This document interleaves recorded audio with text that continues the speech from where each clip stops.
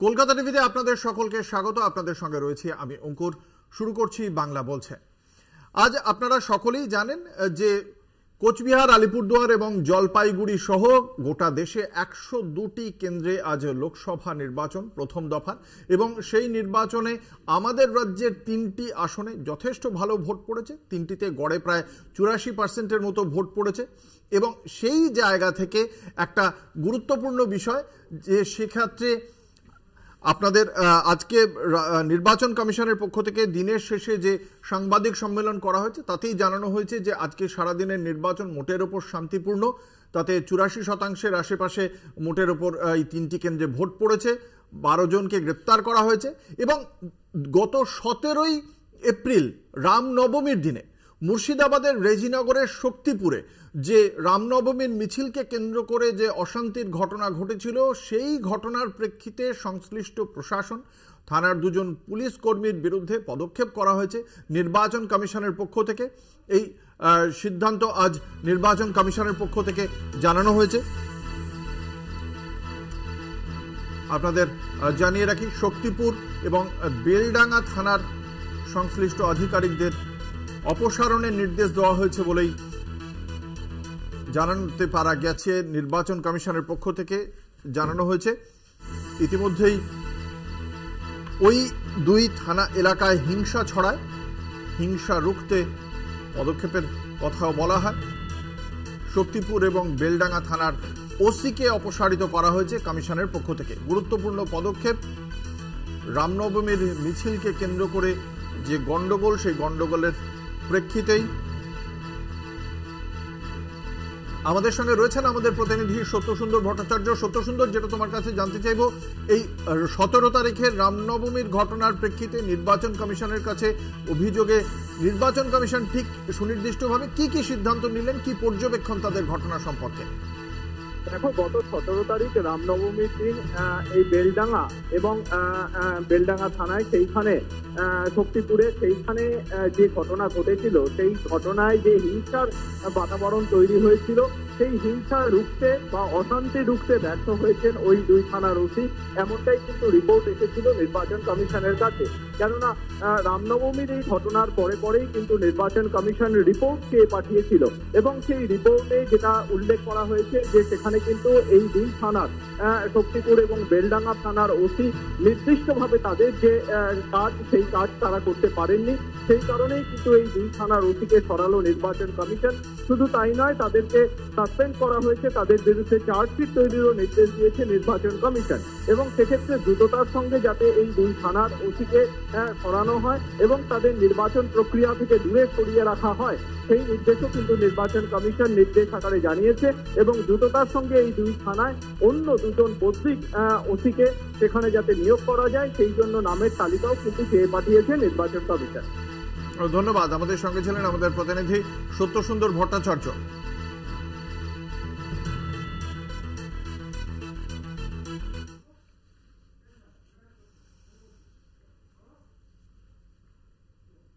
একদিকে যখন নির্বাচন কমিশনের পক্ষ থেকে এই কথা জানানো হচ্ছে যে রাজ্যের 3টি এলাকায় মোটের ওপর শান্তিপূর্ণভাবে নির্বাচন হয়েছে, 12 জনকে গ্রেপ্তার করা হয়েছে, এবং এখনো পর্যন্ত যে সিদ্ধান্তের কথা নির্বাচন কমিশন জানিয়েছে সেটা 17 তারিখে রামনবমীর মিছিল এবং জেলার নাম মুর্শিদাবাদ, সেই ঘটনা বিচ্ছিন্ন অন্য ঘটনা।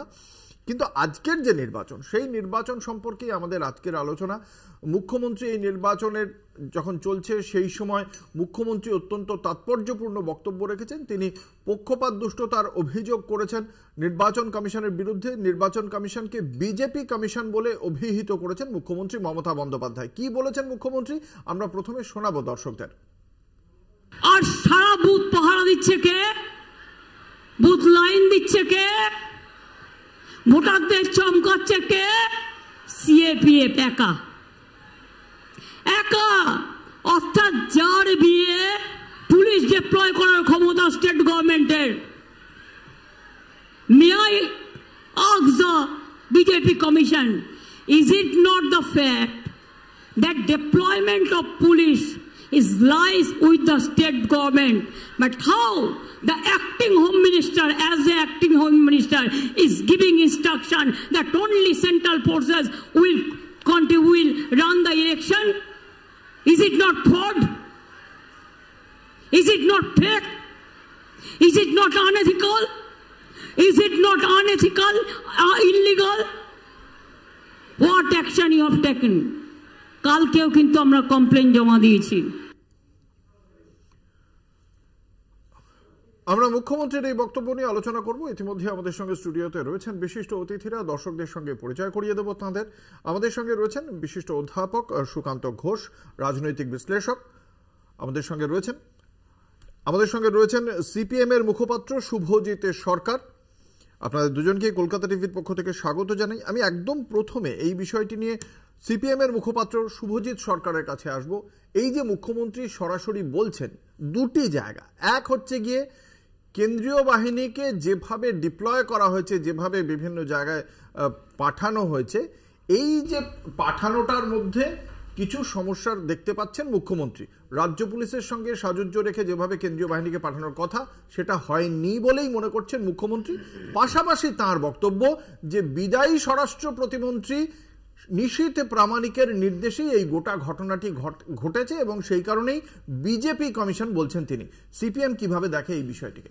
প্রথমে আসি আপনার কথায় আসার আগে যে আজকে প্রথম ফেজ ইলেকশন হয়েছে। এই প্রথম ফেজ ইলেকশনে 102খানা সিট সারা দেশের মধ্যে এবং আমাদের রাজ্যে 3টে সিট। আমাদের রাজ্যের উত্তরের দিকে 3টে সিট, কোচবিহার, আলিপুরদুয়ার এবং জলপাইগুড়ি। মোটের উপর যদি দেখা যায় এই 3টে সিটেই সকাল থেকেই বেশ একটা বড় অংশের মানুষ তারা ভোটের লাইন দিয়ে ভোট দিয়েছে এবং দিনের শেষে প্রায় 80% উপরের মানুষ ভোট দিয়েছে। অর্থাৎ মানুষ এই গণতন্ত্রের উৎসবে সামিল হয়েছে এবং মানুষ এই গণতন্ত্রের উৎসবে সামিল যখন হয়েছে তার মানে এটা খুব স্পষ্ট ইঙ্গিত যে মানুষ একটা বিকল্প খুঁজছে, মানুষ একটা পরিবর্তন চাইছে। এই কারণেই বলছি, কারণ আপনি যদি দেখেন খেয়াল করে, আপনারা সকাল থেকে শো করছেন, সকাল 7টা থেকে লাইন দিয়ে 8টা, 9টা, 10টা এই 3টে ঘন্টার মধ্যেই বেশ একটা বড় অংশের মানুষ কিন্তু ভোট দিয়ে দিয়েছে, ভোটদান করে ফেলেছে। তার মানে মানুষ বেশ আগ্রহী ছিল।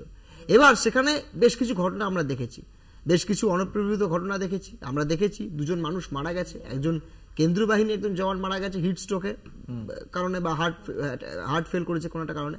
আমাদের বামপন্থীদের একজন কর্মী উনি মারা গেছেন ধূপগুড়িতে এই গরমের কারণে, অত্যাধিক গরমে। স্বাভাবিকভাবে এই অত্যাধিক গরমকে সহ্য করে আমাদের নির্বাচনটাকে অতিক্রম করতে হবে এবং এটা একটা বড় ইলেকশন। আরো আমরা যারা দক্ষিণের দিকে থাকি আমাদের ইলেকশন 1 জুন শেষের দিকে একদম, অর্থাৎ আরো 44 দিন রয়েছে। সেটা এটা খুব নার্ভ ধরে রাখার একটা খেলা, কারণ যে জায়গায় জিনিসটা যে প্রসিডিওরে হচ্ছে। এবার আসা যাক মুখ্যমন্ত্রীর কথায়। দেখুন, মুখ্যমন্ত্রী এখানে বলছেন যে নির্বাচন কমিশন বিজেপি কমিশন। ওনার কথা অনুযায়ী দেখলাম নির্বাচন কমিশনের যদি আমি রোলটা দেখি সার্বিকভাবে, নির্বাচন কমিশন কিন্তু বেশ কিছু জায়গায় সদর্থক ভূমিকা পালন করেছে, আবার অনেক ক্ষেত্রে পুরোপুরি পালন করতে পারেনি। কিন্তু নির্বাচন কমিশন তো একাই এই ঘটনাগুলো মানে পুরোটা নিয়ন্ত্রণ করতে পারে না, কারণ as per the constitution and the electoral rules এখানে সেন্ট্রাল ফোর্সকে ডিপ্লয় করার ক্ষমতা সম্পূর্ণরূপে রাজ্য প্রশাসনের। এসডিও, বিডিওরা এবং যারা রাজ্যের আধিকারিকরা আছে এরা যদি ঠিকভাবে মুভমেন্ট না করায়, এটা উনি জানি না উনি কিভাবে বলছেন যে সেন্ট্রাল মিনিস্টার করাচ্ছে, এটা করানো যায় না। আমি যদি ভুল না করি, যারা জানে যে এটা পুরোপুরি লোকাল অ্যাডমিনিস্ট্রেশনের উপরে, লোকাল পুলিশ অ্যাডমিনিস্ট্রেশন যেভাবে নিয়ন্ত্রণ করা হয় সেন্ট্রাল ফোর্সকে সেভাবে নিয়ন্ত্রণ করা। ওনারই মন্ত্রিসভার সদস্য উদয়ন, আমি 10 সেকেন্ড দেবো, ওনার মন্ত্রিসভার সদস্য উদয়ন গোকে আমি সকালবেলা দেখলাম, উনি বলছেন পুলিশ কারো কথা শুনছে না, ওনাদের রাজ্যের পুলিশ ঘুরছেন। আমি আপনার কথা থেকে এই বিষয়টাই জানতে চাইছিলাম, আপনি আশা করি দর্শকরা বুঝতে পেরেছেন। আমি রাজনৈতিক বিশ্লেষক অধ্যাপক সুকান্ত ঘোষের কাছে জানতে চাইবো, আপনি প্রাথমিকভাবে এই যে মমতা বন্দ্যোপাধ্যায়ের যে বক্তব্যটা শোনালাম সেটা সম্পর্কে আপনার কি বিশ্লেষণ? দেখুন, প্রথম কথা হচ্ছে মমতা বন্দ্যোপাধ্যায় যে কথাটা বলছেন তিনি ভেবে বলছেন কিনা আমি জানি না। এবার হচ্ছে তিনি যখন বলছেন যে সেন্ট্রাল ফোর্স, যেটা একটু আগেই আমার কো প্যানেলিস্ট বললেন যে কোনোভাবেই কিন্তু সেন্ট্রাল ফোর্সকে, যেটা স্বরাষ্ট্র প্রতিমন্ত্রী যিনি প্রাক্তন হয়ে যাচ্ছেন তিনি কখনোই সেটাকে নিয়ন্ত্রণ করতে পারে না। যে নিয়ন্ত্রণ করতে পারে সে হচ্ছে এই যে লোকাল অ্যাডমিনিস্ট্রেশন, তারা করতে পারে। তবে সেই জায়গায় দাঁড়িয়ে যদি সেটাকে মুভমেন্ট না করাতে পারে, ডিপ্লয়মেন্ট না করাতে পারে, তার দায় কিন্তু লোকাল অ্যাডমিনিস্ট্রেশনে। এবং সেটাতে কিন্তু কখনোই আমার মনে হয় না যে কেন্দ্রীয়, মানে এটা বলার আগে আমার মনে হয় যে কোনো সাংবিধানিক প্রধানের অন্তত সংবিধান বোঝা উচিত এবং আরেকটা বোঝা উচিত, যেটা আমার মনে হয় যে এই বিষয়গুলো সম্বন্ধে যদি ওয়াকিবহাল না হই তাহলে বক্তব্য না রাখাই কিন্তু শ্রেয়। অঙ্কুর, আমি এটা মনে করি। বেশ, আমরা এই আলোচনায় থাকবো। একটা ছোট্ট বিজ্ঞাপনী বিরতিতে যেতেই হবে, বিরতির পর ফিরে আসছি, সঙ্গে থাকুন।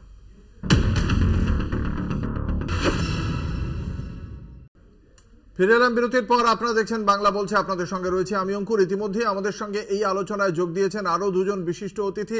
আমাদের সঙ্গে যোগ দিয়েছেন রাজ্য বিজেপির মুখপাত্র প্রীতম দত্ত, আমাদের সঙ্গে যোগ দিয়েছেন, আর একই সঙ্গে তৃণমূল কংগ্রেসের মুখপাত্র মোহাম্মদ তৌসিফুর রহমান যোগ দিয়েছেন আমাদের সঙ্গে। আপনাদের দুজনকে কলকাতা টিভির পক্ষ থেকে স্বাগত জানাই। আমরা এই আলোচনায় ছিলাম, মমতা বন্দ্যোপাধ্যায়ের বক্তব্য আমরা শুনিয়েছি দর্শকদের, এবং মমতা বন্দ্যোপাধ্যায় যেখানে খুব স্পষ্টভাবে নির্বাচন কমিশনকে বিজেপি কমিশন বলে অভিহিত করেছেন, তার বক্তব্য কেন্দ্রীয় বিদায়ী প্রতিমন্ত্রী নিশীথ প্রামাণিক তার নির্দেশেই কমিশন কেন্দ্রীয় বাহিনীকে ডিপ্লয় করেছে গোটা এই 3টি কেন্দ্র জুড়ে।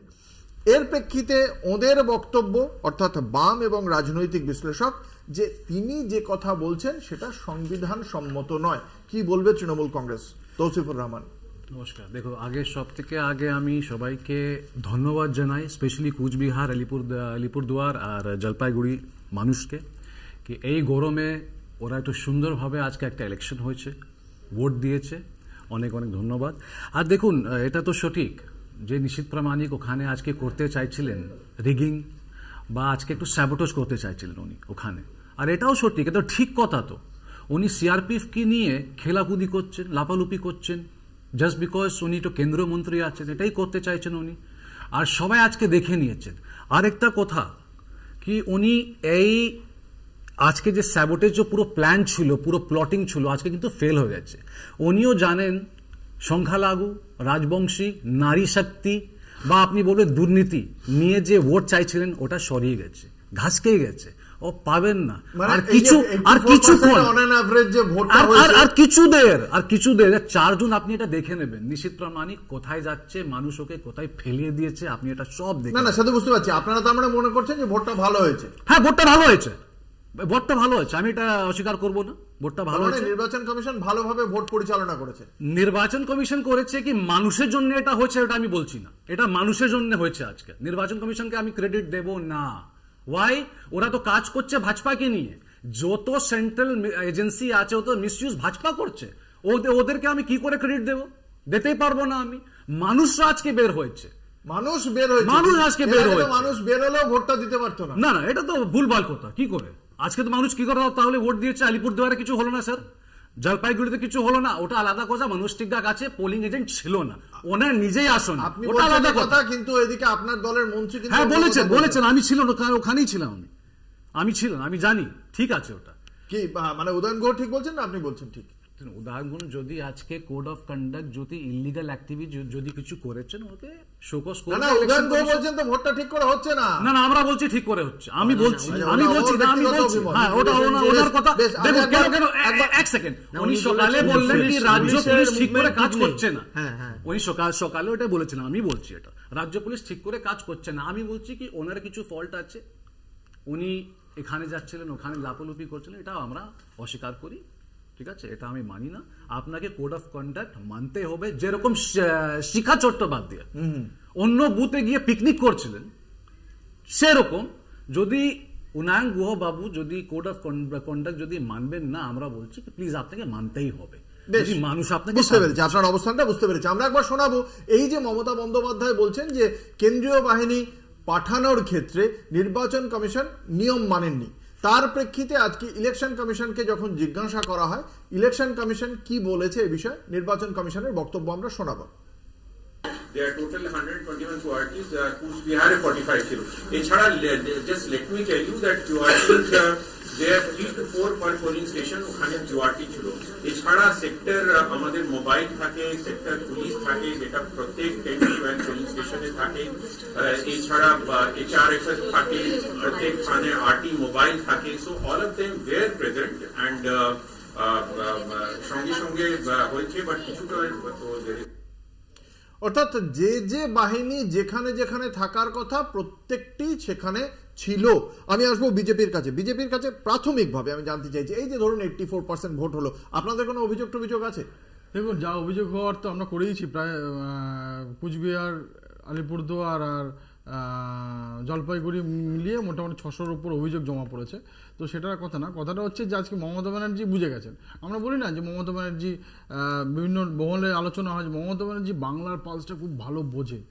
আজকে উনি যে এই 3-এ 0 পেয়েছেন সেটা একদম কনফার্ম হয়ে গেছে। মমতা ব্যানার্জি 4 জুনে যে রেজাল্ট বেরোবে উনি যে কি গল্প দেবেন আজকে থেকে সেটা বলতে শুরু করে দিয়েছেন। উনি মুখ্যমন্ত্রী হয়ে সংবিধানের হাত রেখে মুখ্যমন্ত্রীর শপথ নিয়েছিলেন, কিন্তু সংবিধানটাই ভালো করে জানেন না। ওই একটু আগে শুনছিলাম দাদা বলছিল যদি না জানেন তাহলে বক্তব্য রাখার কোনো দরকারই নেই। উনি জানেন না, সংবিধান নিয়ে উল্টোপাল্টা কথা বলেন, প্লাস উনি যেটা করে যাচ্ছেন কন্টিনিউয়াস, মানে যেটা যে কত বড় মানে সাংঘাতিক ব্যাপার। আমি আপনার ক্যামেরার মাধ্যমে ইলেকশন কমিশনের দৃষ্টি আকর্ষণ করছি, কন্টিনিউয়াস একজন সিএম সে স্টেজে দাঁড়িয়ে ভারতবর্ষের প্রাইম মিনিস্টার সম্পর্কে, যেটা ওনারও প্রাইম মিনিস্টার, তার সম্বন্ধে স্ল্যাং ল্যাঙ্গুয়েজ ইউজ করছেন, মানে বর্বরচিত ভাষা প্রয়োগ করছেন। এটা আমাদের বাংলার কৃষ্টি সংস্কৃতি না। আমরা রবীন্দ্রনাথের বাংলা বলি, আমরা নজরুলের বাংলা বলি, এখানে এই ভাষা মানে সন্ত্রাস উনি যেভাবে করছেন সেটা অভূতপূর্ব। এরা কোনোদিনও দেখা যায়নি, কোনোদিনও কোনো মুখ্যমন্ত্রী প্রধানমন্ত্রী এই ভাষা আক্রমণ করেছে। কিন্তু সার্বিকভাবে বিজেপির ধারণা এই 3টি কেন্দ্রে তাদের ফল অত্যন্ত ভালো হবে, জয়যুক্ত হবেন তাদের প্রার্থীরা, এমনটাই আত্মবিশ্বাস প্রকাশ করেছেন। আমরা এই আলোচনার পরবর্তী ধাপে অবশ্যই এগিয়ে যাব। একটা ছোট্ট বিজ্ঞাপনের বিরতির পর ফিরে আসছি, সঙ্গে থাকুন।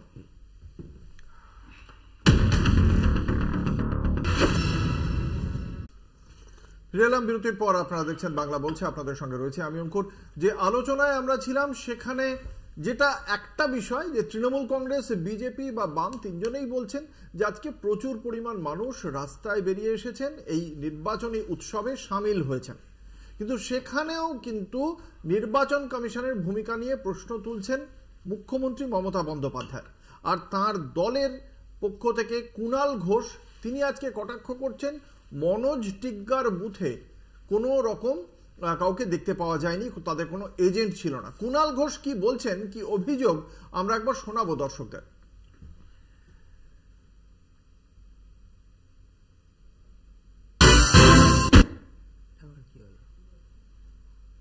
আলিপুরদুয়ারের বিজেপি প্রার্থী মনোজ টিগ্গা নিজের বুথে একজন এজেন্ট খুঁজে পায়নি, পোলিং এজেন্ট।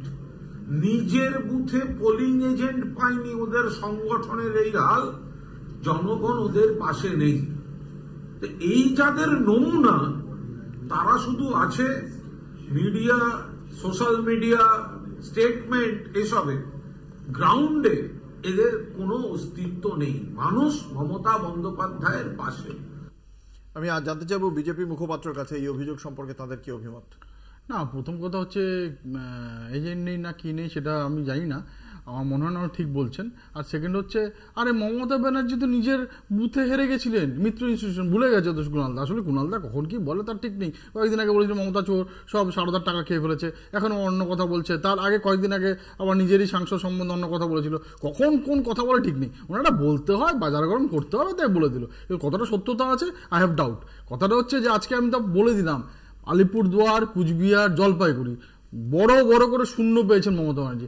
এই জন্যই মাথাটা খারাপ হয়ে গেছেন। প্রধানমন্ত্রী গালাগাল দিচ্ছেন, জাস্ট গালাগাল দিচ্ছেন। একটা মুখ্যমন্ত্রী এরকম কথা ভাষা কথা বলে এই প্রধানমন্ত্রী তৃণমূল কংগ্রেসের মুখপাত্রের কাছে, যেটা বিজেপির উত্তর আপনি শুনেছেন। আপনার কাছে আমার প্রশ্ন যে এই যে ধরুন এজেন্ট নেই বলছেন, আপনারা এই অভিযোগটা করছেন, তার মানে এজেন্ট যদি না থাকে আর কমিশন যদি বিজেপির মানে দিকে যদি পার্শিয়াল হয় বলে আপনাদের যে অভিযোগটা, তাহলে কমিশন তো নিজে সেক্ষেত্রে কিছু বন্দোবস্ত করতে পারতো। আপনাদের পক্ষ থেকে সেরকম অভিযোগ আমরা পাইনি। এটা কি আমরা নিজে কাহিনী করছি নাকি একটা স্টোরি ক্রিয়েট করেছি? না, এটা তো মনোজ টিগ্গা নিজে ক্যামেরাতে এসে বললেন কি ভাই আমাদের কাছে পোলিং এজেন্ট নেই, আমি জানি না কেন ওরা আসছে না, কিন্তু ওরা এসে যাবে। ওটা 4:30 5টা হয়ে গেছে, 6টা হয়ে গেছিল, ওদের কাছে পোলিং এজেন্ট নেই। আর কুণাল বাবু এটা বলছেন, উনি বলছেন কুণাল বাবু কিছু ঠিকানা নেই, কেন বলছেন ওটা ওদের বিষয়, আমি কিছু বলবো না। এটা দুঃখর কথা, কিন্তু এটা দুঃখর বিষয়। ভাজপাকে চিন্তা ভাবনা করতে হবে। আগে প্রার্থী ছিল না, তারপরে মানুষের কাছে কে থাকবে ওটাও জানে না, তারপরে ওদের ভলেন্টিয়ার নেই, মতলব জমিনের স্তরে যে রাজনীতি করতে চাইছেন ওরা কিছু নেই ওখানে। তারপরে খালি একটাই কথা, 3টা সিট আসবে, 3টা সিট আসবে। আরে কাজ কি করেছেন আপনার জন্য? কি কাজ করেছেন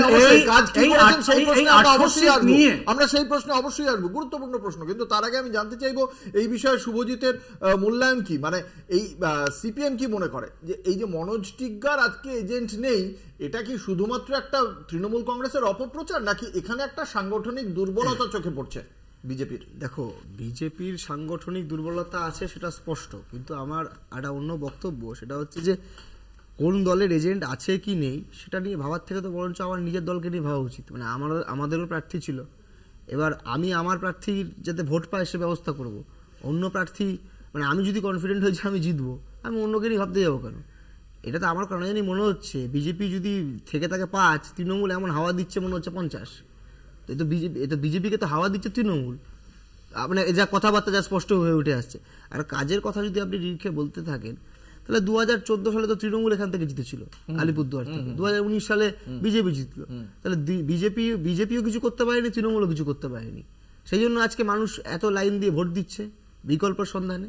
এটা হচ্ছে আসলে বক্তব্য স্পষ্টভাবে। তবে আমার এটা মনে হয় না যে সমস্তটাই এজেন্ট এভাবে হয় বলে আমার মনে হয় না। অনেক ক্ষেত্রে 2011 সালে যখন মমতা বন্দ্যোপাধ্যায় আপনারা যে ছবি এই মুহূর্তে পর্দায় দেখতে পাচ্ছেন সেটা কোচবিহারের ছবি, এবং যাদের দেখতে পাচ্ছেন তারা ভারতীয় জনতা পার্টির কর্মী সমর্থক। তাদের দাবি যে কোচবিহারে আজকে নির্বাচনের পর এত শতাংশ ভোট পড়েছে, এবং সেটা দেখেই তারা মনে করছেন যে জয়যুক্ত হয়ে গিয়েছেন কোচবিহারের প্রার্থী নিশীথ প্রামাণিক, এবং সেই আনন্দেই আতশবাজি আপনারা দেখতে পাচ্ছেন। বিজেপির কর্মী সমর্থকরা বিজয় উল্লাসের পাশাপাশি এই আতশবাজি পোড়ানো শুরু করে দিয়েছেন। অর্থাৎ বিজেপি যথেষ্ট আত্মবিশ্বাসী। শুধু আমাদের মুখপাত্র প্রীতম দত্ত নয়, কোচবিহারের যারা সেইখানে বিজেপির কর্মী হিসেবে কাজ করেছেন এই ভোটে। প্রীতম, যেটা প্রশ্ন, কিসের ভিত্তিতে এই আত্মবিশ্বাস, কেন জিতবেন আপনারা? সেটাই বলছি, শুধু আমি একটু সময় দেবেন, পুরো শোনাচ্ছি। জল জীবন মিশনে 2,32,366টা ট্যাপ কানেকশন হয়েছে কখন? 2019 থেকে 23-এর মধ্যে। জন ঔষধি কেন্দ্র 7টা নতুন কেন্দ্র হয়েছে 2014 থেকে 2023-এর মধ্যে। শুধু আমি আলিপুরদুয়ারের কথা বলছি। স্বচ্ছ ভারত মিশন টোটাল 3,36,403টা। এটা কোন জেলায়?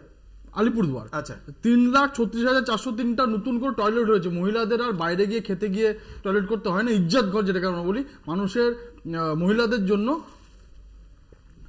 প্রধানমন্ত্রী উজ্জ্বলা যোজনায় শুধু আলিপুরদুয়ারে 3,36,403। প্রধানমন্ত্রী উজ্জ্বলা যোজনায় 56,934 টোটাল নতুন কানেকশন হয়েছে 2016 থেকে 2023-এর মধ্যে। আর টয়লেট যেটা হয়েছিল টোটাল 2014 থেকে 2023-এর মধ্যে।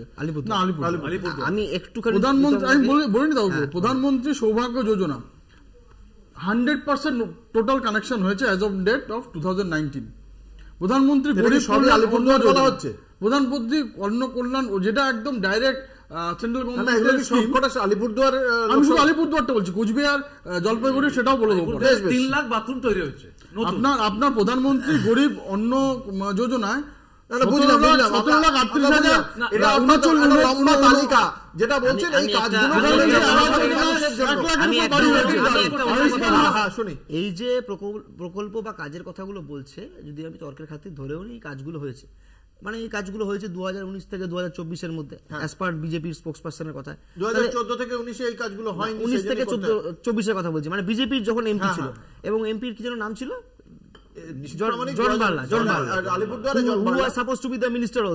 তাহলে এত কাজ করার পর জন বাল্লাকে সরিয়ে দিয়ে নতুন লোক নিয়ে আসা হলো, মানে তাহলে তো আমি এটা তো মানে বোঝার বিষয়। ভাই আপনাকে প্রমাণ দিন তো। না, আমি এটা 3 লাখ তো না, এটা তো অনেক বড় বিষয়, কিন্তু 3 লাখ বাথরুম তৈরি হচ্ছে খালি আলিপুর দুয়ারে। এটা আমি প্রমাণ চাই, আমি চ্যালেঞ্জ করছি আপনাকে। আপনি কালকে চলুন, আপনি কালকে চলুন, আমি রেডি। আচ্ছা ঠিক আছে,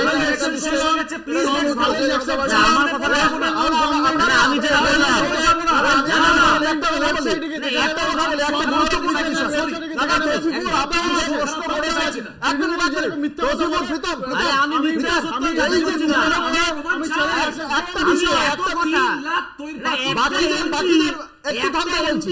এই যে 3 লক্ষ ওইটাই প্রশ্ন, প্রীতম দেখি কি উত্তর দেয় সেটাই শোনো। 3 লক্ষ এখানে দাঁড়িয়ে বসে বসে কি করে রিপোর্ট দেবে? ও ছবি তুলতে হয় বা যেভাবে দেবে নিশ্চয়ই দেবে।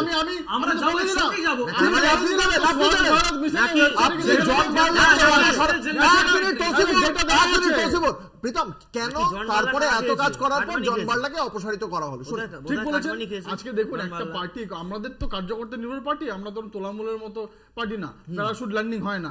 আমাদের যখন কোথায় কাকে কোন জায়গা দেওয়া হবে, আমাদের হচ্ছে একটা এখানে নির্বাচনীতে আমাদের কার্যকর্তা লড়বে, পুরনো কার্যকর্তা মনোজদা অনেক দিনের পুরনো, সেই জন্য মনোজদাকে দেওয়া হয়েছে। উনি এমএলএ ছিলেন, ওখানে আরো ভালো করে ভোট আনতে পারবেন, মানুষের জন্য কাজ করতে পারবেন। এবং জন বার্লা তাকে আবার নতুন করে কোনো কাজ দেবেন, কথাটা হচ্ছে তুমি কোয়েশ্চেনটা করলে আজকে মমতা ব্যানার্জি ভবানীপুরের জন্য কি করেছে যে তার জন্য ওনাকে নন্দীগ্রামে যেতে হয়েছে, নিজের কেন্দ্র চেঞ্জ করতে হয়েছে, যেখানে গিয়ে হেরে এসছে। কিসের জন্য?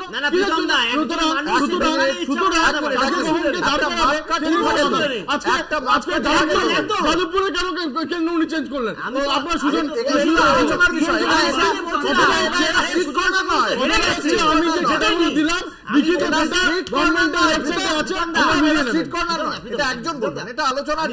আমি বলছি একজন মানুষ তিনি যেখানে ইচ্ছা করে দাঁড়াতে পারে, আমি সেই নিয়ে প্রশ্ন করছি না। আমি বলছি তোমার কথা অনুযায়ী তুমি যে তথ্যগুলো দিলে, তোমার কথা যদি আমি মেনেও নি 5 মিনিটের জন্য যে এত কাজ হয়েছে, যদি এত কাজ হয়ে থাকে একজন এমপি থাকাকালীন, তার মানে তিনি এত কাজ করার পরও তিনি ভোট পাবেন না বলে সংশয় তৈরি হলো। প্রথম কথা হচ্ছে শেষ করে তুমি উত্তর দাও। আমি বলছি এত কাজ করার পরেও তাকে এত কাজ করার পরেও তিনি ভোট আনতে পারবেন না। একজন MLA who happens to B the chief of the opposition, তাকে তার কথা হচ্ছে। তার মানে কি আসলে কোনটা ঠিক? উনি কাজ করেছেন নাকি তথ্যগুলো ভুল? এই যে জয়ন্ত রায় তো কেন্দ্রে পাওয়া যায়, আমাদের ক্যান্ডিডেট কি হবে সেটা নিয়ে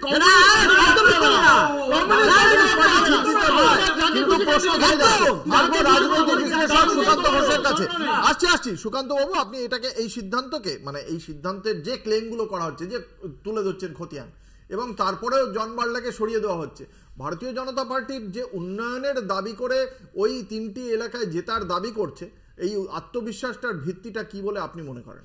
আচ্ছা, আমি প্রথম একটা প্রসঙ্গে আসি। মনোজ টিগ্গা তার যে জায়গাটা সেটা হচ্ছে তুলসীপাড়া না মাদারিহাট, বাট যে জায়গায় ও মনি এজেন্ট দিতে পারেনি সেটা লঙ্কাপাড়া সন্নিকটে, এবং সেই জায়গাগুলোতে উনি চেষ্টা করেছেন, সকালের দিকে আসতে পারেননি। পরবর্তীতে যেটা আমি কিন্তু শিওর নই, আমি এই মুহূর্তে বলতে পারছি না, আমি হয়তো পরবর্তীতে খোঁজ নিতে পারবো। এটা কিন্তু ঠিক নয়, মানে কোনো একটি রাজনৈতিক দল আরেকটি রাজনৈতিক দলকে বলছে যে তুমি এজেন্ট দিতে পারছো না, কারণ এটা আমি আমার কো প্যানেলিস্টের সঙ্গে একদম সহমত যে তোমার কি সমস্যা সেটা দেখতে হবে। এবার আমি দ্বিতীয় প্রশ্নে আসি, যেটা হচ্ছে জন বার্লা সম্পর্কে সবচেয়ে বড় অভিযোগ যেটা, যে তিনি কিন্তু তার জায়গায় থাকেননি এবং এমপি লেড ফান্ডে সব ফুলফিল তো করেইনি। এবং তার সঙ্গে জয়ন্ত রায়কে কিন্তু আমরা যতটা উৎসবের বিভিন্ন প্ল্যাটফর্মে দেখেছি, বিভিন্ন তার থেকে কিন্তু তার কেন্দ্র আঁকড়ে ধরে যেভাবে একটা মানে করতে হয় সেটা কিন্তু দেখা যায়নি। এটাই কিন্তু অঙ্কুরদার কারণ জন বার্লাকে সরিয়ে দেয়া।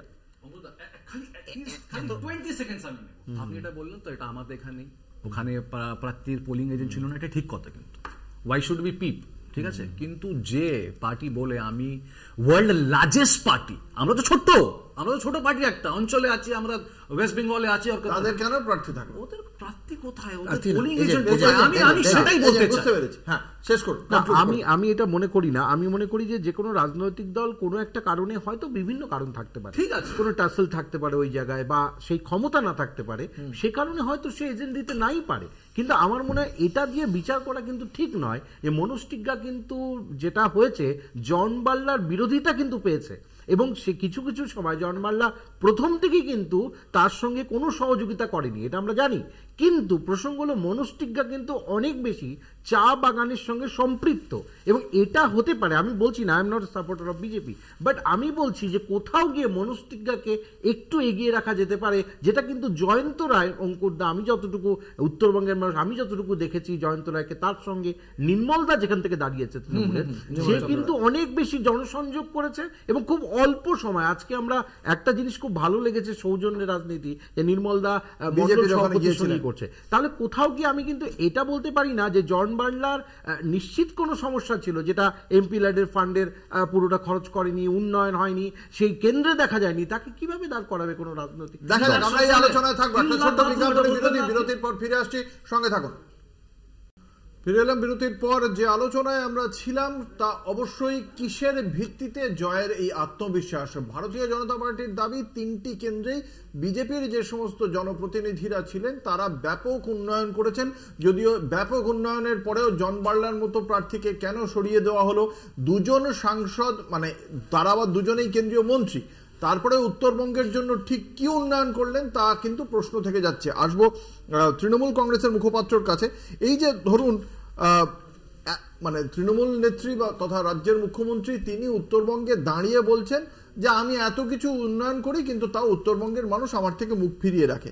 আজকে কেন এটা, মানে বিজেপি যেটা বলছে যে তৃণমূল কংগ্রেসের লাগাম ছাড়া দুর্নীতি, তার পাশাপাশি সন্দেশখালী অর্থাৎ নারী নিরাপত্তায় তৃণমূল কংগ্রেস বিগ জিরো, এই দুটো কারণেই কি আপনারা মানে মানে জায়গাটা লুজ করছেন, জমি হারাচ্ছেন? সন্দেশখালী নিয়ে অবভিয়াসলি না, সন্দেশখালী নিয়ে কিছু হবে না। আপনি বসিরহাটের যে ইলেকশন রেজাল্ট আছে আপনি দেখে নিন, 1 লাখ ভোট থেকে আমরা বের হবো। হ্যাঁ, ভালোই করছে দিদি যদি বলছেন আমরা তো মানুষকে থ্রেটেন করবো না, ও আপনি আমাদেরকে ভোট দেবেন না, আমি লক্ষ্মী ভান্ডার আপনাকে দেবো না, এটা তো আমরা বলতে পারবো না। সেই রকম কুচবিহারের মহিলা ভাইস প্রেসিডেন্ট এটা চ্যালেঞ্জ করেছে আমরা এই 3 সিটটা জিতে পর 4 জুন পর আমি লক্ষ্মী ভান্ডার বন্ধ করে দেবো। এটা আপনারা তো বলছেন আমি আপনাকে রেকর্ডিং দেখাতে পারি। অনেক জায়গায় বলেছেন তৃণমূলকে ভোট না দিয়ে লক্ষ্মীর ভান্ডার বন্ধ করতে দেখবেন। আমরা লক্ষ্মী আপনারা আপনার ক্যান্ডিডেট বলেছেন, আপনার প্রার্থী বলেছেন, আপনারা দেখো আপনার প্রার্থী সায়নী ঘোষ আমার ওখানকার প্রার্থী, ও নিজে বলেছে আমরা না থাকলে কিন্তু লক্ষ্মী ভান্ডার থাকবে না। ওটা না, আরে ও চ্যালেঞ্জ করেছে কি আমরা লক্ষ্মী ভান্ডার বন্ধ করে দেব। এটা কি তৃণমূলের টাকা না? তৃণমূলের টাকা, মহিলা ভাইস প্রেসিডেন্ট তৃণমূলের টাকা জিজ্ঞেস করছি আমি, না বিজেপির কথা বলছি না, আমি তো বিজেপির কথা বলছি। আমি বলছি চ্যালেঞ্জ করছি টাকাটা কি তৃণমূলের টাকা? আমরা তো করব না। আরে আমরা লক্ষ্মীর টাকাটা কি তৃণমূলের ভান্ডার দেব, সেটা বলছি আমরা বন্ধ করে দেব বলিনি। লক্ষ্মীর ভান্ডার 1000 টাকা মানুষের কিচ্ছু হয় না, আমরা অনেক ভান্ডারে 3000 টাকা দেব। সেটা বলে বক্তব্য শেষ করুন। আমরা আপনি যে কাজ করছেন, আমরা যে কাজের কার টাকা? মানুষের টাকা। আমরা কি ওখানে কিছু ফেভার করছি? কি করেছি? আমরা কাজ করছি তো। কিন্তু যেরকম আপনি বলছেন 3 লাখ বাথরুম আমরা তৈরি করে দিচ্ছি, আমরা এসব ভুলভাল কথা করব না। মনে হয় আপনি এটা বলতে চাইছেন কি 3 লাখ মানুষের জন্য আমরা এনিওয়েজ দাদা প্লিজ, যদি আমরা বলবো আমরা কি করেছি, আমরা বলবো আমরা টি গার্ডেন 50 থেকে বেশি টি গার্ডেন আমরা ইনগ্রেট করেছি, কিন্তু আমরা এটা আমরা বলবো না 590 ইনগ্রেট করেছি। এটা আমি চ্যালেঞ্জ করতে পারবো আপনাকে, ভুলভাল কথা করবো না। আমি আমার পলিটিক্স আমি রাজনীতি ছেড়ে দেবো না, না বলছে আমি বলবো 59 টি গার্ডেন রিওপেন করছি, এরা বন্ধ করে দিচ্ছে, আমরা বন্ধ করে দিই। হ্যাঁ আপনি, আরে ভাই আপনাকে মানুষ 18 সিট দিয়ে আচ্ছা কোচবিহারে আমরা জানি মমতা বন্দ্যোপাধ্যায় রাজবংশীকে নিয়ে নারায়ণী সেনা আপনাদের ইস্যু ছিল কি আপনি পার্লামেন্টে এটা নিয়ে যাবেন, নিয়ে গেছেন? আমার প্রশ্নের একটা উত্তর দিন। এই যে আপনি রাজবংশীর কথা বললেন, 35% ভোট রয়েছে রাজবংশীদের জন্য। আপনারা মানে একদিকে যেমন আমরা দেখেছি ইউনিভার্সিটি হচ্ছে, রাজবংশীদের জন্য একাডেমির কথা বলা হচ্ছে, তারপরে বংশীবদন বর্মনের দাদা তিনি ভারতীয় জনতা পার্টিতে জয়েন করছেন, কেন? দেখুন এটা এখন কোথায় যাচ্ছে না যাচ্ছে ওটা নিজের ব্যাপার, ঠিক আছে, আমরা ইন্টারফেয়ার করতে পারবো না, এটা ডেমোক্রেসি। এটা আমরা কি বলছি, আপনি যদি কাজ নিয়ে কথা করবেন তারপরে ভোট পাবেন। তো যদি আজকে জগদীশবাবু জিতবেন, হ্যাঁ নিশ্চয়। আর এই উদয়নবাবু, পার্থপ্রতিম রায় আর রবীন্দ্রনাথ ঘোষের এই যে ট্রায়ও কি করবেন তাহলে জগদীশবাবু জিতলে? আবার একটা সোজা কথা, মানুষ ডিসাইড করবে, আপনি করবেন না, আমি করব না। আজকে আপনি দেখে নিচ্ছি কি সুন্দরভাবে একটা ইলেকশন হয়েছে। নিশ্চিত প্রামাণিক অনেক চেষ্টা করেছে রিগিং করতে, আজকে ইলেকশনকে স্যাবোটেজ করে, কিন্তু failure, he is a failure, he has lost his ground. কিন্তু he is lost his ground. Nisith Pramanik এই যে অনেক চেষ্টা করেছিলেন, তাই তো? অনেক চেষ্টা করেছেন। আমরা কিন্তু আজকে সকাল থেকে বুথের কাছে একটা ঘটনাও ঘটতে দেখিনি। কেন? বুথের কাছাকাছি আমাদের বুথকে ভেঙে দিয়েছে তো সিতাইতে, আমাদের বুথকে ভেঙে। কটা ঘটনা? 6টা ঘটনা। 6টা আপনি মানবে তো? 6 ইনসিডেন্ট হয়েছে আজকে তো কুচবিহারে। বুথের কাছে কি কোনো ঘটনা ঘটেছে? বুথের কথা আমি করছি না, কিন্তু উনি চেষ্টা, আমি কি বলছি, উনি চেষ্টা করেছেন কিন্তু ফেল হয়ে গেছে। উনি চেষ্টা করেছেন, ফেল হয়েছেন, তাহলে ফেলটা করার মানে ফেলটা কে করালো? নির্বাচন কমিশনের তার মানে সিদ্ধান্ত যেটা হয়েছে সেই অনুযায়ী ফেল হয়ে গেছেন। আমি আবার মানে বলবো, failটা কি আমি করলো? আবার আপনি না, আমি আবার রাজ্য বলবো, পুলিশ না নির্বাচন কমিশন? মানুষ, ওনাকে মানুষ ফেল করেছে। ওখানের মানুষ, কুচবিহারের মানুষ, আলিপুর দুয়ারের মানুষ, পুলিশের জলপাইগুড়ির মানুষের সাথে মানুষ। তো নিশ্চিত না, না, প্রামাণিকের কিন্তু কোথাও ভয় কোনো পাচ্ছেন না ক্লাসের তো। খবর আসেনি তো? মানুষরা কোনো ভয় পাচ্ছেন না ক্লাসের তো। খবর আসেনি। ওরা বসে আছে বুথের আপনারা বাইরে ক্লাসের আজ খবর দেখাচ্ছে, পেয়েছেন? চোখে উঙ্গলি ও আঙ্গুল দিয়ে এই করছে। আপনারা তো বিভিন্ন মানে একটা সংবাদ মাধ্যম শুধুমাত্র তো কলকাতা টিভি নয়, সমস্ত সংবাদ মাধ্যমে এই খবরগুলো গিয়েছে। ওনার আজকে body language-টা মানুষের দেখুন না। সঙ্গে কোন জায়গায় কি ক্ল্যাশ হয়েছে নিশ্চিত প্রামাণিকের কর্মী সমর্থকদের? দেখেছেন এমন কোন খবর? আমার চোখে পড়েনি, আমার চোখে পড়েনি। তাহলে মানুষ আইদার নিশ্চিত প্রামাণিককে থামিয়েছে রাজ্য পুলিশ বা কেন্দ্রীয় পুলিশ। না, উদয়ন গুহ বলছেন রাজ্য পুলিশ কোনো কাজ করেনি, তার মানে কেন্দ্রীয় বাহিনী। আবার এই কেন্দ্রীয় বাহিনীটা মমতা ব্যানার্জি বলছেন খারাপ। তাহলে ঠিক তো, কোনটা? ঠিক তো, উনি তো সিআরপিএফ তাহলে কাজটা কে করলো? কাজটা কে করলো?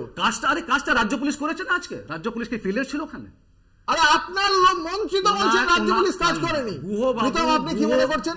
আচ্ছা, আমি বলছি যে এই যে সেন্ট্রাল ফোর্স এবং পুলিশ ভোটের দিন এটা তো আলাদা করে কাজ করতে পারে, they have to work together. Exactly এটা কোনোদিন এরকম হতে পারে না যে দুজনকে আলাদা আলাদা কাজ করে প্যারালালি। এই প্যারালাল সরকার চলছে নাকি? দুটো আলাদা। একটা কমিশন, সে এখন অ্যাডমিনিস্ট্রেশনকে হেড করছে, এমসিসি লাগু হয়ে গেছে, তার মানে যেই সিআরপিএফ আসবে বা সেন্ট্রাল ফোর্স আসবে তাদেরকে লিড করবে হচ্ছে local police, local SP, local যে অ্যাডমিনিস্ট্রেশন। এবং শহরের দিকে যেটা হয় যে ট্রাফিক নিয়ন্ত্রণ যারা করে তারা এগুলোকে লিড করায়, মানে মুভমেন্ট করায়, এবং কিউআরটি টিম মুভমেন্ট হয়, যা হয় যেটা প্রসিডিওর যারা জানে। তো এখানে তো পুলিশ আলাদাভাবে কাজ করবে, ওসি লোক নিয়ে চলে যাবে, আবার এখানে যে অফিসার আসবে সিআরপিএফ সে আলাদা লোক নিয়ে যাবে। এটা কি চলছে? হয় না, জিনিসটাকে গুলিয়ে দেওয়া। এখানে কি কমিশনের একটা ভূমিকার কিছু সমস্যা দেখতে পাচ্ছেন? কমিশন কিছু ক্ষেত্রে, আমি আবারও বলছি, কমিশন কিছু ক্ষেত্রে সকালের দিকে যখন নির্বাচন শুরু হয়েছিল আমরা দেখেছিলাম যে অনেক জায়গায় কমিশনের পক্ষ থেকে ভূমিকা ভালো ছিল। বিভিন্ন জায়গায় আমরা দেখেছি সিভিজিল অ্যাপ যে অ্যাপটা হয়েছে, অ্যাপটা যখন কমপ্লেন লঞ্চ করা হচ্ছে, বিভিন্ন পলিটিক্যাল পার্টি থেকে করা হচ্ছে, ব্যক্তিগতভাবে অনেক সাধারণ যারা সিটিজেনরা করছে তারা করছে, সেক্ষেত্রে কিছু কিছু রিয়াকশন হচ্ছে। আমি নিজে বলছি, আমি অনেক জায়গাতে এরকম হয়েছে, আমি করেছি, মানে আমার এই ইলেকশনকে কেন্দ্র করে না, আমার ওখানকার কিছু ঘটনাকে কেন্দ্র করে দে হ্যাভ রিয়াক্টেড।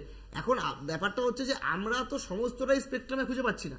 এখানে ভোট হয়েছে প্রায় ৬,০০০ বুথে, প্রায় ৫,৪০০ বুথে।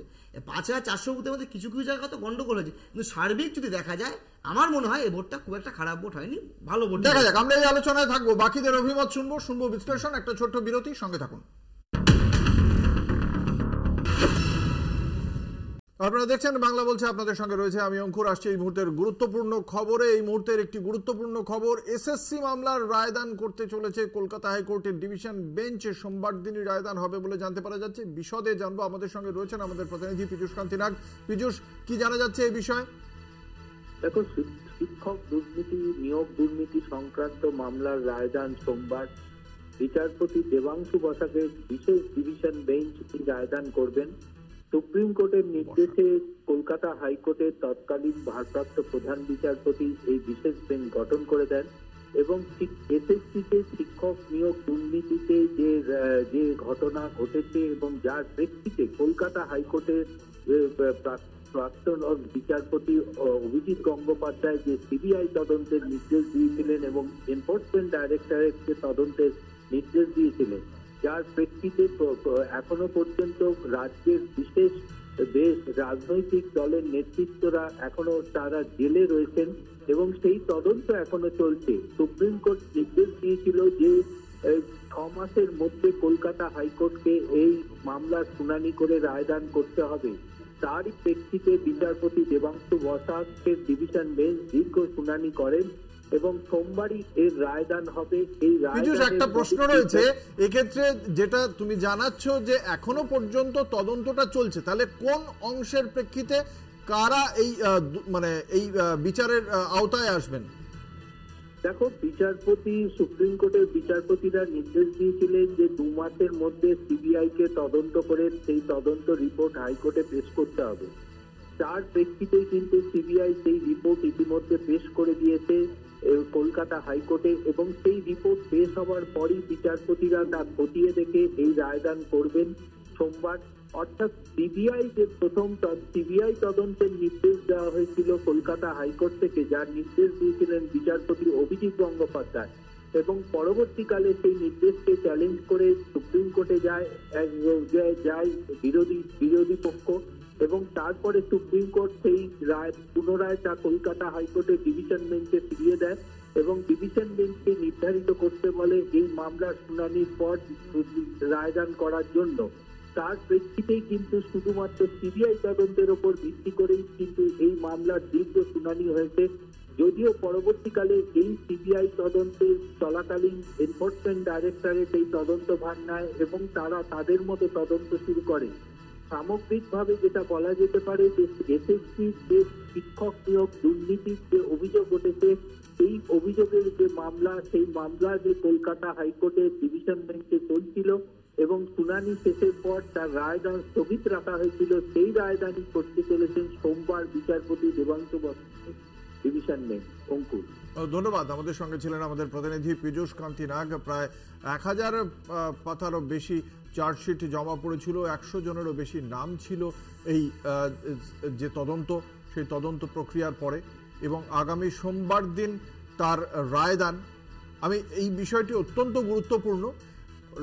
রাজনৈতিকভাবে ভারতীয় জনতা পার্টি এই নির্বাচনে যে ইস্যুগুলি রাজ্যের শাসক দল তৃণমূল কংগ্রেসের বিরুদ্ধে রেখেছে, তার মধ্যে একেবারে প্রথম স্থানেই বলা যেতে পারে রয়েছে লাগাম ছাড়া দুর্নীতি তৃণমূল কংগ্রেস শাসিত এই সরকারের। আমি এখান থেকে অধ্যাপক সুকান্ত ঘোষের কাছে আসব। ঠিক সোমবার দিন এই রায়দান হচ্ছে। এই রায়দান হলে কিছু মানুষ অবশ্যই দোষী সাব্যস্ত হবেন, যেখানে তারা শিক্ষক নিয়োগের ক্ষেত্রে সেই সংশ্লিষ্ট সংস্থার শীর্ষ আধিকারিকরা হতে পারেন। আমার বক্তব্য, ভোটের মুখে এই রায়দান কতটা তাৎপর্যপূর্ণ হতে পারে এবং কতটা প্রভাব ফেলতে পারে এই নির্বাচনে, কি মনে করছেন? একদমই অঙ্কুরদা, এটা প্রভাবিত করবে। কেন প্রভাবিত করবে? কারণ জনমানুষে এটা কিন্তু তৈরি হয়েছে যে দুর্নীতির সঙ্গে সম্পৃক্ত কিছু রাজনৈতিক দল রয়েছে এবং আমরা সেটা জানি। এবার ঘটনা হচ্ছে যে দুর্নীতি ইস্যুটাকে সেটাকে কিন্তু এমনভাবে বিজেপি প্রচার করেছে যার ফলে কিন্তু অনেকটা বেশি ব্যাকফুটে কিন্তু তৃণমূল কংগ্রেস, এ নিয়ে কোনো সন্দেহ নেই। কিন্তু প্রশ্ন হচ্ছে, যদি এই ধরনের রায়, এই নির্বাচন যেটা চলছে লোকসভা নির্বাচন, এবং সেই সময় যদি এটা রায় বেরোয়, কিছু আধিকারিক ধরা পড়েন, এবং তাহলে কিন্তু কোথাও গিয়ে কিন্তু আবার কিছুটা ব্যাকফুটে হয়তো তৃণমূল কংগ্রেস যেতে পারে। এই কারণে বলছি আমি যে কোথাও গিয়ে শিক্ষা দুর্নীতি, যেটা সবচেয়ে বড় দুর্নীতি এবং সবচেয়ে কালো অধ্যায় পশ্চিমবঙ্গের বুকে, সেটা কিন্তু কোথাও গিয়ে ব্যাকফুটে নিয়ে যাবে তৃণমূল কংগ্রেসকে। কিন্তু আরেকটা বিষয় হলো, যেটা হচ্ছে যে হতেই পারে, যেটা আমি প্রত্যক্ষ করছি, এখনকার ভোটদাতাদের যে আচরণ, সেটা কিন্তু অনেকটা বদলে গিয়েছে অঙ্কুরদা। সেটা কিন্তু কারণ আমাদের রাজনৈতিক সংস্কৃতি এবং রাজনৈতিক সামাজিকরণের যে প্রক্রিয়া, সেই প্রক্রিয়াটা কিন্তু সব জায়গায় এক নয়। কেউ কিন্তু এই দুর্নীতিগুলোকে বলছে ওটা তো কিছু নয়, মানে দুর্নীতির যে খুব বড় কিছু, সেটাকে কিন্তু অনেকে মানছে না, বা যেটা তাদের স্পর্শ করছে না তাদের কাছে হয়তো হবে না। কিন্তু সার্বিকভাবে কিন্তু তৃণমূল ব্যাকফুটে চলে যেতে পারে এই ধরনের রায় যদি। সিপিএমও কি তাই মনে করে? এই দুর্নীতির কি কোনো আঁচ আদৌ সাধারণ ভোটারের মনে পড়বে, নাকি যাই রেজাল্ট হোক, যে আধিকারিক হোক বা যে নেতাই দোষী সাব্যস্ত হন, সেটা কি আদৌ নির্বাচনে প্রভাব ফেলবে, নাকি দুর্নীতি মানুষের গা সওয়া হয়ে গেছে বলে কোনো প্রভাব ফেলবে না? পথে চলাফেরা করলেই শোনা যায়, কান পাতলে, যে মানুষের কাছে এই দুর্নীতির প্রভাব মানুষের কাছে পড়েছে। কিন্তু বিষয় হচ্ছে, আজকে লোকসভা নির্বাচন, তো লোকসভা নির্বাচন যখন হচ্ছে, সে সময় নিশ্চিতভাবে রাজ্যের শাসক দল তার দুর্নীতি, তার সন্ত্রাস, তার যে আবহাওয়া সে তৈরি করেছে, সেটার কথা যেরকম থাকবে। এর পাশাপাশি আমার যতদূর মনে হয়, আমার ভাবনা থেকে, কারণ লোকসভা নির্বাচনে মানুষ দেখবে যে কেন্দ্রে যে সরকার ছিল তার পারফরমেন্স কেমন, এবং কেন্দ্রে আগামী দিনে যে সরকার প্রতিষ্ঠিত হতে পারে এমন কোন শক্তি বা কোন ফ্রন্ট বা কোন দল এটা আরো ভালোভাবে ভারতবর্ষকে চালাতে পারবে, সেই দিক থেকে মানুষ কিন্তু ভোটটা দেবে। এবার আরেকটা এখানে দিক যেটা উঠে এলো, খুব গুরুত্বপূর্ণ হবে, এটা খুব লজ্জার, আমাদের বাংলার, পশ্চিমবাংলার লজ্জা, যে আমরা খুব দুর্নীতিকে নর্মালাইজ করে ফেলেছি। ও পলিটিক্সের লোক, মানে তো চুরি করবেই, পলিটিক্সের লোক, ও তো একটু চুরি করবে, আমাদের থেকে একটুখানি দুর্নীতির সঙ্গে থাকবে, আমার তো আশপাশে কাজটা হয়ে যাচ্ছে। মানে আমার পকেট থেকে 100 টাকা মেরে দিয়ে আমাকে 5 টাকা পকেটে হাতে দিয়ে ধরে দিচ্ছে, মানে তো ওরকম ব্যাপার। যে বাসে যখন দেখবেন অনেক সময় কন্ডাক্টর, আপনি যখন বাসে উঠলেন, এমন পরিস্থিতি হয় আপনার পকেট হয়তো হট করে মারা গেল, বাস থেকে আপনি যখন পার্সটা হন্য হয়ে খুঁজতে খুঁজতে নামবেন, একটা লোক এসে আপনাকে 20 টাকা দিয়ে বলবেন, দাদা নিন আপনি টাকা, আপনি বাড়ি চলে যান। পরে জানা যেতে পারে অনেক সময় যে এই লোকটাই আপনার পকেটের পার্সটা মেরে দিয়েছে। ব্যাপারটা এরকম জায়গায় না চলে যায়, যে দুর্নীতি এই জায়গায় চলে যাচ্ছে। এই দুর্নীতি কতটা সমস্যায় ফেলতে পারে? দেখুন, আফটার ইন্ডিপেন্ডেন্স আমরা এইরকম দুর্নীতি, এরকম করাপশন আমরা অনেক দেখেছি। আমরা বিশ্বাস করি কি আমরা মাঠে নেমেছি, প্রকল্প নিয়ে আমরা মাঠে নেমেছি, ডেভেলপমেন্ট নিয়ে। আমি বিশ্বাস করি মানুষ এটাই দেখবে, আর নিশ্চয়ই যে রেজাল্ট আসবে ওটা আমরা মানতেই হবে। যদি দুর্নীতি হয়েছে আমরা মানবো, কিন্তু এটাকে নিয়ে যদি ইলেকশনকে আপনি নাপানুপি করবেন এটা সঠিক নয়। আমি দুর্নীতির কোনো প্রভাব পড়বে না। দেখুন, দুর্নীতি তো দুর্নীতি, হ্যাঁ, if the result is yes, if the result is no, নিশ্চয় প্রভাব পড়বে। কিন্তু মানুষ কি দেখতে চায়? মানুষ বলছে কি আমরা 10 বছর তৃণমূল কংগ্রেস আমাদের জন্য কি করেছে আমরা এটাই দেখব, এটাই ব্যালেন্স করে আমরা ভোট দেবো। কি বলবেন এই যুক্তির প্রেক্ষিতে? এই দেখুন, আমরা তো জানি যে কয়েক হাজার চাকরি প্রার্থীরা তাদের থেকে টাকা নেওয়া হয়েছে, টাকাগুলো চাকরিটা দেওয়া হয়নি, চাকরি বিক্রি করা হয়েছে। এবং কোর্টে আরেকটা রায় আছে আমার সম্ভবত এটার সাথে, কোর্ট মানে বলেছিল যে ওই প্রত্যেকটা ওয়েমার শিট খুঁজে বার করতে হবে, নাহলে পুরো প্যানেলটাই বাতিল করে দেবে। আমার মানে এইটাও অংশটাও আছে এই মামলায়। তো ভাবো যে আজকে তোমার প্রায় কয়েক হাজার শিক্ষক অলরেডি যারা টাকা দিয়ে শূন্য পেয়ে আমাদের নেক্সট প্রজন্মকে শিক্ষাদান করছে, এখানে প্রফেসর সাহেব বসে রয়েছে, যে তারা যদি আজকে শূন্য পেয়ে তারা শিক্ষাদান করে তাহলে কিরকম আগামী ভবিষ্যৎ তৈরি হচ্ছে। তো তৃণমূল কংগ্রেস শুধু চুরি করেনি দাদা, তৃণমূল কংগ্রেস পাপ করেছে, পাপ, তার ফল তৃণমূল কংগ্রেস ভুগতেই হবে, 100% ভুগতে হবে। আজকে দেখুন, এই যে ভাই বলছিল না যে প্রভাব পড়বে, এই মমতা ব্যানার্জি এই কয়েকদিন আগে নেতাজি ইন্ডোরে দাঁড়িয়ে কি বলেছিলেন, পার্থ কই কিছু না করেনি তো, যত লোক আছে, অনুব্রত কিছু করেনি তো, জ্যোতিপ্রিয় মল্লিক কিছু করেনি তো, আমরা ডিসাইড করব না, আপনি ডিসাইড করবেন না। আজকে যেরকম নরেন্দ্র মোদি গুজরাটে ছিলেন কোর্ট ডিসাইড করেছে তো, আমরা তো করলাম, তোমার সময় বলিনি। তারপর আমরা দেখেছি এই কোর্ট ডিসাইড করছে তো, আমরা দেখব রেজাল্টটাকে চুরি করার জন্য, দার্জিলিং এ চাকরি বিক্রি করার জন্য মমতা ব্যানার্জির আন্ডারে যে শিক্ষা দপ্তর তারা রেকমেন্ড করেছে, এবং পার্থ চ্যাটার্জি থেকে শুরু করে ওদের টিএমসিপির প্রেসিডেন্ট আমরা এরকম দুর্নীতি কথা 2016 দেখেছি, 19 দেখেছি, 21 দেখেছি, আর 24 আমরা দেখতে চাইছি কি সোমবার কি হবে। আমি একটাই কথা বলতে চাইছি, আমার হাতে দুটা ব্যালেন্স, একটা প্রকল্প ডেভেলপমেন্ট নিয়ে আছে, একটা দুর্নীতি এই কেস যে সোমবারে আসবে আমরা দেখবো মানুষ চলবে না, অল্প চুরি হয়ে আমি চুরির কথা করছি না, আমি চুরি কথা বলি না। আমি একটাই কথা বলতে চাইছি যে আমরা 10 বছর এত কাজ করেছি, আপনাকে 18 সিট আশীর্বাদ বলছেন, আপনি তো সেই কথাই বলছেন যে কথা বললেন যে আমপানের টাকা আমরা দিচ্ছি, সেই টাকা থেকে আমার পঞ্চায়েত প্রধান তার বাড়ি বানিয়ে ফেলছে, সেই তো আবার বলছি। এবং সেখানে মুখ্যমন্ত্রী তাকে বারবার বলছেন না যে মানুষ এই ইলেকশনে কি সিলেক্ট করবে, ভাজপাকে আজকে সবচেয়ে বড় কথা উইদাউট প্রকল্প, উইদাউট ডেভেলপমেন্ট, তৃণমূল কংগ্রেসের যে মানুষের সঙ্গে আছে, তার যে কোম্পানি, সেই কোম্পানি অলরেডি 10 কোটি টাকা অ্যাটাচমেন্ট হয়ে গেছে, যে নারীকে অসম্মান করতে চাইছে ওনাকে সিলেক্ট করবে, আমার ভাইপোর সব টাকা নিয়ে নিল, ওনার সে দুঃখ যে নারীকে সম্মান করতে চাইছে খুব ফান্ডামেন্টাল প্রশ্ন এই অবস্থা। আমি একটা বলতে পারো যে একটা এমসিকিউ টাইপের বিষয়, মানে সবার কাছে জিজ্ঞেস করব, আপনি এমন কোন সরকার চান যেটা হয়তো উন্নয়ন কম করবে কিন্তু দুর্নীতি করবে না, নাকি এমন সরকার চান যে কিছু কসমিক ডেভেলপমেন্টও করবে আবার দুর্নীতিও করবে? আমি মানে জিজ্ঞেস করছি, বাকি তারপর কি আমরা সিপিএম চাইবো? আমি কি জিজ্ঞেস করলাম আর তুমি কি উত্তর দিচ্ছ? আমি জিজ্ঞেস করছি তোমার আমার নাম কি, তুমি বলছো মমতা ব্যানার্জি। না এটাই কি মডেল হওয়া উচিত?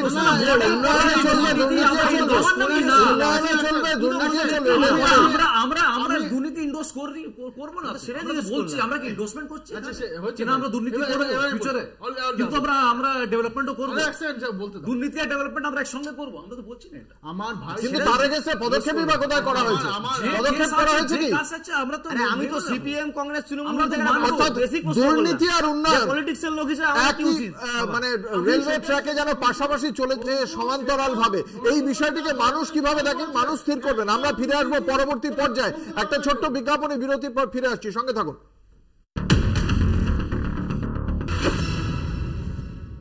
ফিরে এলাম বিরতির পর, আপনারা দেখছেন বাংলা বলছে, আপনাদের সঙ্গে রয়েছে আমি অঙ্কুর। আজকের যে নির্বাচন, সেই 3টি কেন্দ্রের নির্বাচনে কিন্তু ভোটের মুখ যদি ধরা যায়, ভোটের মুখ হিসেবে উঠে এলেন 2 মন্ত্রী, একজন নিশীথ প্রামাণিক আর একজন উদয়ন গুহ।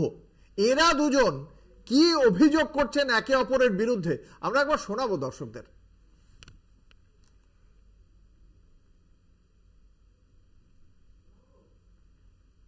তৃণমূল কংগ্রেস আমাদের বিভিন্ন বুথ সভাপতিদের বাড়িতে গিয়ে অত্যাচার করছে, কোথাও বোমা রাখছে, কোথাও পিস্তল উঁচিয়ে হুমকি দিচ্ছে, এবং সঙ্গে পুলিশকে পশ্চিমবঙ্গ পুলিশ একেবারে দলদাসে পরিণত হয়ে পুলিশ এবং তৃণমূলের গুন্ডা মিলে যৌথ প্রয়াসে তারা কিন্তু আমাদের কর্মীদের উপর আক্রমণ থেকে শুরু করে প্রশাসনের সঙ্গে নিয়ে এই ঘটনা করছে, এটা ভাবা যায় না।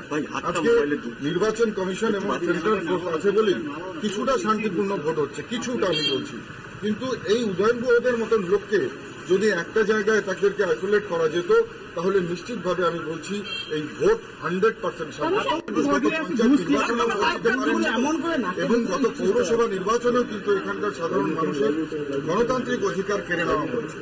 তো স্বাভাবিকভাবেই এবারে গণপ্রতিরোধ গড়ে উঠেছে, যেখানেই তৃণমূল কংগ্রেসের যারা গুন্ডা থেকে শুরু করে অ্যান্টি সোশ্যাল এলিমেন্টস রয়েছে, যারা সাধারণ মানুষের ভোটাধিকার কেড়ে নেওয়ার চেষ্টা করছে, পুরো মেরেছে। প্রথমেই ওকে যাওয়ার পরেই ওকে অ্যাটাক করা হয়েছে, ওর মোবাইল কেড়ে নেওয়া হয়েছে। আমি একদম বলতে বাধ্য হচ্ছি যে কমিশন নিরপেক্ষতা কিছু নেই, প্লাস হচ্ছে পুলিশকে একদম ইনঅ্যাক্টিভ করে দিয়েছে, দিয়ে এইগুলো চালাচ্ছে। পুলিশকে ভয় দেখিয়ে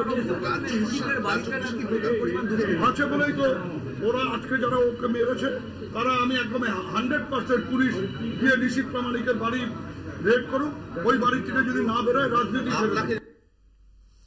আমি আসবো প্রীতম দত্তর কাছে। আজকে বিদায়ী প্রতিমন্ত্রী বলছেন যে শান্তিপূর্ণভাবে খুব একটা ভোট হতে পারেনি, যদি নির্বাচন কমিশন করে খানিকটা শান্তিপূর্ণ হয়েছে, তারপরে আপনারা জেতার বিষয়ে আত্মবিশ্বাসী? না, 100% আত্মবিশ্বাসী। মানুষ যেভাবে ভোট দিয়েছে স্বতঃস্ফূর্তভাবে, মানুষ নরেন্দ্র মোদী তথা নীতিশের ওখানে যেসব উন্নয়নমূলক কাজ হয়েছে সেগুলো ভোট দিতে। একটা বিষয় আপনার কাছে ওখানে এক সেকেন্ড ওখানে খেলো ইন্ডিয়া খেলোর একটা স্টেডিয়ামের জন্য বড় জমি চাওয়া হয়েছিল, মমতা ব্যানার্জি কিছুতেই দেননি। মমতা ব্যানার্জি বারবার বাধা সৃষ্টি করেছেন ওখানকার এয়ারপোর্টের জন্য, বারবার বলা হয়েছে, করেননি। তো আমাদের যেই কটা ডাইরেক্ট প্রকল্প যেগুলো নরেন্দ্র মোদী সরকার করে, যেমন ওখানকার রেলের ডেভেলপমেন্ট থেকে শুরু করে, রাস্তা ডেভেলপমেন্ট থেকে শুরু করে, সেই কটা 100% হয়েছে। আর যেটাই স্টেট চুরি করেছে, একটা ঝড় হয়ে গেল, সেই ঝড়ে লন্ডভন্ড হয়ে গিয়েছিল অনেকের বাড়ি। সেখানে একদিকে যেমন মানুষ বাড়ি পাননি, তার পাশাপাশি মমতা বন্দ্যোপাধ্যায় সেই রাত থেকে তাদের পাশে থাকা, প্রধানমন্ত্রী তার ভাষণ দিলেন, কিন্তু সেই ভাষণে এই বিষয়টিও উঠে আসেনি। এটা কতটা আপনাদের চিন্তায় রাখছে? না দেখুন, আজকে প্রথম কথা হচ্ছে এই ওটা আপনি সবাই জানেন যেটা গভর্নমেন্টের এখন এমসিসি রুল চলছে, মমতা ব্যানার্জির মতো তার প্রধানমন্ত্রী না, যা খুশি তাই বলতে পারবেন। তো ওখানে আজকে যে স্টেট ইমার্জেন্সি ফান্ড থাকে সেটা অটোমেটিক ভাবে এরকম ডিজাস্টারে খরচা করা হয়। তো সেটা উনি না করে শুধু ওখানে পলিটিসাইজ করছেন। সেটা যদি সিস্টেমটা এরকম স্টেট ইমার্জেন্সি ফান্ডে বা ডিজাস্টার ম্যানেজমেন্ট ফান্ডে বলতে দাও এক সেকেন্ড শেষ করুন। যদি সেই ফান্ড যদি কমে যায়, সেন্ট্রাল গভর্নমেন্টের যে ডিজাস্টার ম্যানেজমেন্ট ফান্ড আছে ওখান থেকে চলে আসে। সুতরাং ওরা গভর্নমেন্ট ডিল করবে, সেটাতে না মুখ্যমন্ত্রী না প্রধানমন্ত্রী কোনো কিছু বলার এখতিয়ার আছে, যেহেতু নির্বাচন চলছে। আমি আসবো তৃণমূল কংগ্রেসের কাছে। কি মনে করছেন? মধ্যরাতে চলে গেছে মানুষের কাছে, বলছেন আমি তোমার কাছে আছি, আমি বক্তব্যটা শুনি। আবার সেটাই তো প্রবলেম, উনি চলে গেছেন, উনি বলছেন আমি আছি, আমি থাকবো, আমি। আচ্ছা, আমার একটা জিজ্ঞেস করতে চাইছি, আপনি কেন মানা করেছেন ইসিআই নিয়ে? আপনার ওটা তো বিজেপি কন্ট্রোল ইসিআই। না টাকার জন্য তো আপনারা মানা করে দিয়েছেন। উনি বলেছেন আমি টাকা দিয়ে দেবো। BJP control ESI has denied to give not for the disbursal of the funds. কাকে ডিসবার্সাল আপনি মানা করেছেন? সেরকম কুচবিহারের ভাইস প্রেসিডেন্টও বলে দিচ্ছেন, মহিলা ভাইস প্রেসিডেন্ট বলছে কি লক্ষ্মী ভান্ডার বন্ধ করে দেবো। যদি আপনি সব প্রকল্পটা বন্ধ করে যাচ্ছেন, আপনি কি করে ভোট চাইছেন? এই জলপাইগুড়িতে ঝড়ে লন্ডভন্ড হয়ে মানুষের জীবন বিপর্যস্ত হয়ে যাওয়া, সেখানে রাজ্য সরকারের ভূমিকা, এটা ভোটে কতটা প্রভাব ফেলবে বলে মনে করছেন? এই ঝড়টা যদি ভোটের আগে না হতো, তাহলে এই যে এত প্রোঅ্যাক্টিভ দেখছো রাজ্য সরকার এবং তৃণমূলের নেতাদের বা বিজেপির নেতাদের, এই প্রোঅ্যাক্টিভিটি থাকতো না। বিশেষ করে বেশি প্রোঅ্যাক্টিভিটি দেখা গেছে তৃণমূলের পক্ষ থেকে, সিটটা নিতে হবে বিজেপির থেকে। এবার মানুষের জীবন নিয়ে, মানুষের অসহায় অবস্থা নিয়ে রাজনীতি করাটা কোনো সমর্থন করি না এবং করবও না। আমার মনে হয় না মানুষও বোঝে যে কেন এসছে, কি কারণে এসছে। দেখা যায় সারা বছর দেখা যায় না, অন্য সময় পাওয়া যায় না।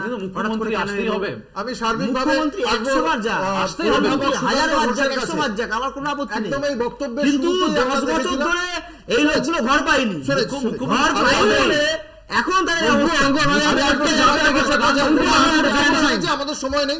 অধ্যাপক সুকান্ত ঘোষের কাছে আমার প্রশ্ন, আজকে প্রত্যেকটি রাজনৈতিক দলই বলছে তাদের ফল ভালো হবে। আপনার এই ফল, মানে আজকের ভোট নিয়ে আপনার কি বিশ্লেষণ?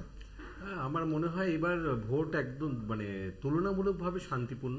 কোচবিহারে যে হিংসার ইয়েটা আজ পাওয়া গিয়েছিল তার কিছুটা বিক্ষিপ্ত হিংসায় আমি বলবো, কিছু বোমা পাওয়া গিয়েছে, আর মৃত্যু যেটা বললে সেটা তো হিট স্ট্রোকের জন্য হয়েছে। এবার ঘটনা হচ্ছে যদি বলা যায় যে কিছুটা আমার এটা একদমই টেন্টেটিভ আমি মনে করি যে এখনই এই মুহূর্তে কিছু বলার জায়গা নেই, কিন্তু জলপাইগুড়িতে কিন্তু তৃণমূলকে এগিয়ে রাখা যেতেই পারে, কারণ যেটা হচ্ছে যে জয়ন্ত রায়ের যে কেন্দ্রে না থাকা এবং এই যে ঝড়টা একটু আগেই যেটা উঠলো, যে ঝড়ে হঠাৎ মমতা ব্যানার্জি যখন চলে আসেন, এটাতে কিন্তু অনেকটা প্রভাবিত হয়েছে, কারণ ওই অঞ্চলে একদম কাছে আমার বাড়ি। আমি জানি যে তারা যেভাবে সহায়তা পেয়েছে সেই রাতেই তিনি সুপার স্পেশালিটি। দেখা যাক মুখ্যমন্ত্রী সেই ভূমিকাকে কিভাবে দেখেন। সাধারণ মানুষ ভোট বাক্সে পড়ে গিয়েছে, ভোট আগামী আমাদের অপেক্ষা করতে হবে 4 জুন পর্যন্ত। অন্যান্য সমস্ত খবরের দিকেও অবশ্যই নজর থাকবে কলকাতা টিভির। আমাদের সঙ্গে আলোচনায় ছিলেন প্রীতম দত্ত, মোহাম্মদ তৌসিফুর রহমান, সুকান্ত ঘোষ, শুভজিৎ সরকার। আপনাদের প্রত্যেককে আপনাদের মূল্যবান মতামতের জন্য অসংখ্য ধন্যবাদ। শেষ করছি আজকের বাংলা বলছে। দেখতে থাকুন কলকাতা টিভি, রাত দিন 7 দিন।